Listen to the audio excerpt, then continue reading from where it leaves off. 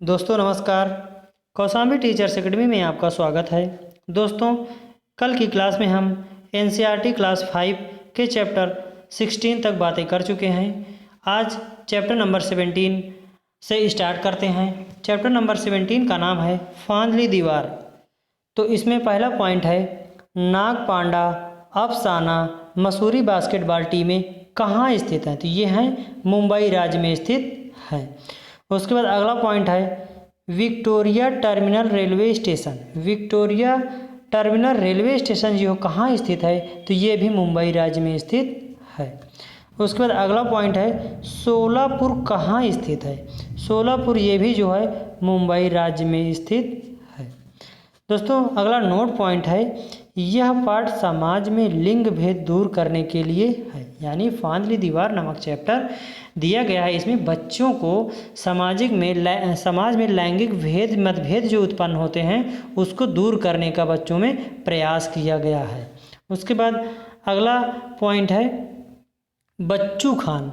बच्चू Khan playground कहाँ स्थित है। बच्चू खान प्लेग्राउंड जो है मुंबई राज्य में स्थित है।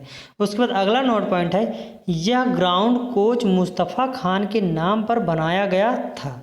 यानी बच्चू खान प्लेग्राउंड जो है किसके नाम पर बनाया गया था। ये ग्राउंड कोच मुस्तफ़ा खान के नाम पे बनाया गया था, जो कि कहाँ है, ये मुंबई राज्य में स्थित है। उसके बाद अगला पॉइंट है चिपको आंदोलन। चिपको आंदोलन जो है कहाँ हुआ था, उत्तराखंड में हुआ था। पहले उत्तराखंड किस राज्य में हुआ करता था, ये यूपी में हुआ करता था। अब ये यूपी से अलग हो गया था, तो यूपी के चमौली ज़िले में जब हुआ था तब यूपी के चमौली ज़िले में ये आंदोलन हुआ था। कब हुआ था, 1973 ईस्वी को हुआ था। उसके बाद अगला है चैप्टर नंबर 19। चैप्टर नंबर 19 का नाम है किसानों की कहानी और बीज की जुबानी। यानी बीज की जुबानी, बीज के द्वारा हमको ये मालूम कहानी के माध्यम से ये मालूम होता है कि किसानों की कहानी क्या होती है। तो इसमें पॉइंट है, पहला पॉइंट है जो 1 ग्राम कहाँ स्थित है। 1 ग्राम कहाँ स्थित है, 1 ग्राम जो है गुजरात राज्य में स्थित है। उसके बाद अगले पॉइंट में है पुराने समय में बीजों का भंडारण। लौकी के सूखे कवर में रखकर मिट्टी के लेप लगा देते थे तथा कीड़ों से बचाने के लिए नीम की पत्तियों का प्रयोग करते थे। यानी पुराने समय में लोग किस प्रकार बीजों को सुरक्षित रखते थे, इसके बारे में इसमें बताया गया है। तो पुराने समय में बीजों को सुरक्षित रखने के लिए लौकी को जो क्या करते थे, यहाँ से इसके अंदर का भाग निकाल लेते थे और इसको लौकी को पूरी सुखा लेते थे।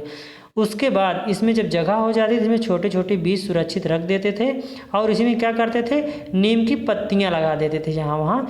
उसके बाद यहाँ मिट्टी का लेप लगा के एकदम ढक देते थे ताकि यहाँ पे एयर पैक हो जाए और ये बीज खराब ना हो। यानी पुराने समय में इस पद्धति के द्वारा लोग बीज को सुरक्षित रखते थे। उसके बाद उंघोई क्या है। उंघोई जो है, उंघोई क्या है, बहुत ही इंपॉर्टेंट है, ये भी एग्जाम में आया हुआ है। उंघोई क्या है, ये गुजरात की एक डिश है। डिश बोले तो पकवान है या इसको सब्जी भी बोल सकते हैं, जिसे घड़े में या घड़े को उल्टा लटकाकर अंगार पर पकाते हैं। अंगार यानी कोयले को आग जलाते हैं, जब रेड कलर का हो जाता है उसको अंगार बोलते हैं, उसके अंगार पर पकाते हैं। यहाँ लोग इसे बाजरे की रोटी के साथ खाते हैं। कहाँ पर, ये गुजरात में। अब एग्जाम में आ जाएगा गुजरात की एक प्रसिद्ध डिश जो है उंघोई है, इसको लोग कैसे पकाते हैं। तो क्या करते हैं, इसको जो है घड़े को उल्टा लटका कर अंगार में पकाते हैं और इसको किस चीज़ से खाते हैं, तो ये बाजरे की रोटी के द्वारा खाया जाता है। एक नोट पॉइंट यहाँ पे लिखा गया है जो कि है क्रोटोन। क्रोटोन पौधे की जड़ें जमीन में बहुत कम अंदर तक जाती हैं।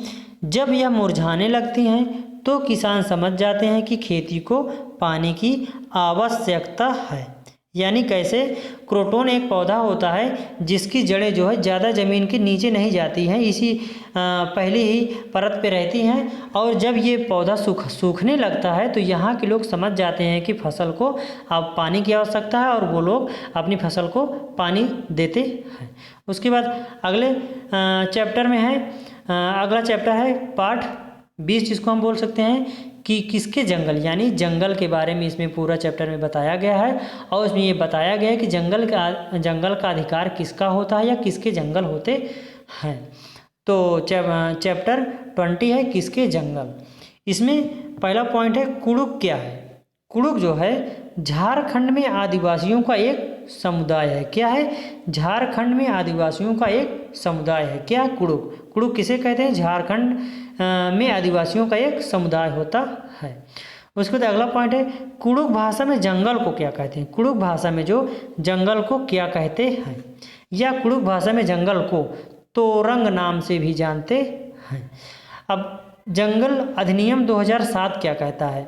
दोस्तों इसके पहले जो आदिवासी लोग जंगल में रहते थे उनको बड़ी बड़ी कंपनियां, सरकार या प्रादेशिक सरकार जो है उनको अगर उनको फैक्ट्री लगाना होता था तो उनको इधर उधर हटा दिया जाता था। लेकिन जंगल अधिनियम जब 2007 आया तब उनको भी कुछ अधिकार दे दिया गया जो इस प्रकार है। जैसे इसके अनुसार लोग जंगल में 25 वर्षों से रह रहे हैं, यानी इसके अनुसार जंगल अधिनियम 2007 के अनुसार इसके अनुसार जो लोग जंगल में 25 वर्षों से रह रहे हैं उन्हें उन जंगल तथा वहाँ पर उगने वाली चीज़ों पर अधिकार है।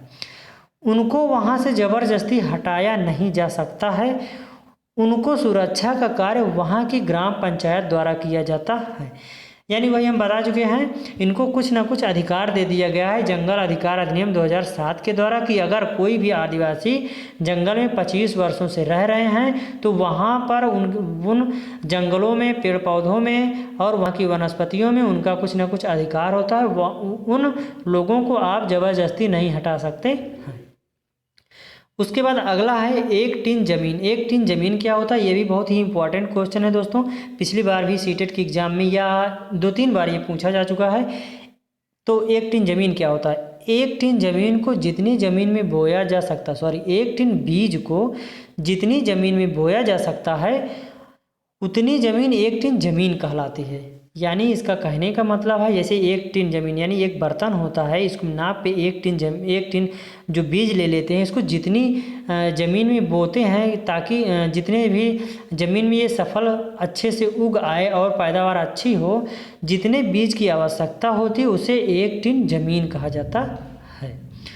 उसके बाद झूम खेती। झूम खेती भी बहुत इम्पोर्टेंट है। झूम खेती के बारे में हम देखते हैं। झूम खेती क्या है? एक फसल को काटने के बाद ज़मीन को कई वर्षों तक खाली छोड़ दी जाती है और उसमें जो झाड़, घास या खरपतवार उग आती है उसे उखाड़ते नहीं बल्कि जला देते हैं। उसकी राख ज़मीन को उपजाऊ बनाती है। खेती बोने के लिए ज़मीन को जोता नहीं जाता बल्कि क्या किया जाता है? हल्का हल्का खोद देते हैं या खोद दिया जाता है। यानी झूम खेती ऐसी खेती होती है जिसको फसल काटने के बाद ज़मीन को कई वर्षों तक छोड़ दिया जाता है और उसमें जो झाड़, घास या खरपतवार उग आती है उसे उखाड़ते नहीं बल्कि जला देते हैं। उसकी राख ज़मीन को उपजाऊ बनाती है। खेती बोने के लिए ज़मीन को जोता नहीं जाता बल्कि क्या किया जाता है? हल्का हल्का खोद दिया जाता है। यह भी बहुत ही इम्पोर्टेंट है सीटेट एग्ज़ाम की दृष्टि से। उसके बाद अगला पॉइंट है झूम खेती। झूम खेती किस राज्य में होती है? झूम खेती जो है मिजोरम राज्य में होती है।